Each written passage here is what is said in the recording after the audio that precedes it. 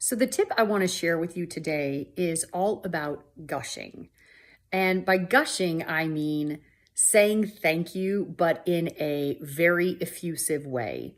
I think so often we say thank you and assume that that does the job.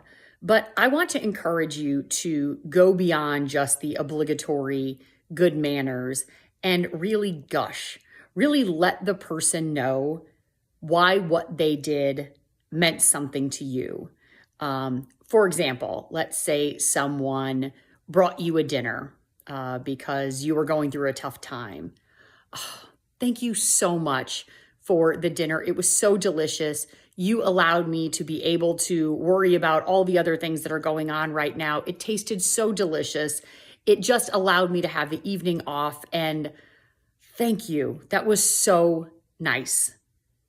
That is so much more validating than just the thank you, which still gets the job done, but not quite as effectively.